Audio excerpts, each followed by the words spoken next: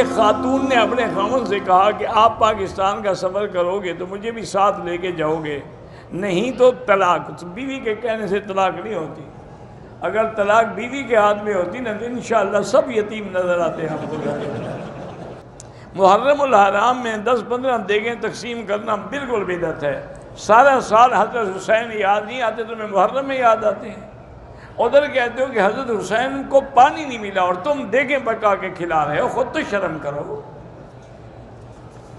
تم اس دن روزہ رکھو، تم بھی پیاسے رہو اگر حسین کو مانتے ہو۔ یا علی مدد، علی مشکل کشا، یا غوث پاک، یہ شرک ہے، معمولی گناہ نہیں، شرک ہے۔ مشکل کشا اللہ کی ذات ہے۔ یا اللہ تو کہتے ہیں، یا محمد کہنا جائز نہیں ہے، تو پھر اللہ کے برابر کر لیا نا آپ نے۔ ادھر بھی حرف ندا، ادھر بھی حرف ندا، اور شرک کیا ہوتا ہے؟ جمعہ کے دن کپڑے دھونا منع ہے، کپڑے دھونا سنت ہے نہ کہ منع ہے۔ عجیب جاہل ہے، بھی حجامت کرے، کپڑے دھوئے، ناخن کاٹے تاکہ جمعہ کی تیاری کرے۔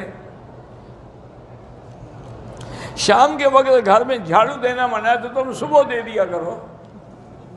ویسے یہ جھاڑو دینے مسئلہ تم نے خود بنایا ہے، نہ دن میں منع ہے نہ رات میں منع ہے۔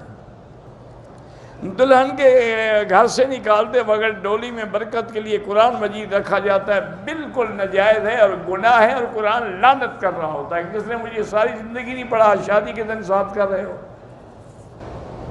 کوئی عورت یہ دعا کرے کہ میرا جو شوہر ہے نا جنت میں مجھے یہ نہ ملے، مجھے کوئی اور شوہر ملے، یہی ملے گا جس کے نکاح میں مرو گی انشاءاللہ، باقی ٹھیک ہو جائے گا، وہاں لڑائی جھگڑا نہیں ہوگا۔ انجینئر مرزا کہتا ہے کہ سنت کے پڑھنے میں ثواب ہی نہیں ہے اور نہ پڑھنے میں گناہ نہیں ہے۔ ماشاءاللہ، انجینئر ہے نا بیچارہ، کو عالم تھوڑا ہے، اس نے تو بلڈنگ بنانی ہے، چاہے بنانے کے بعد فوراً چھت گر جائے۔ حضرت علی کے کتنے بچے تھے؟ تقریباً 18 بچے تھے۔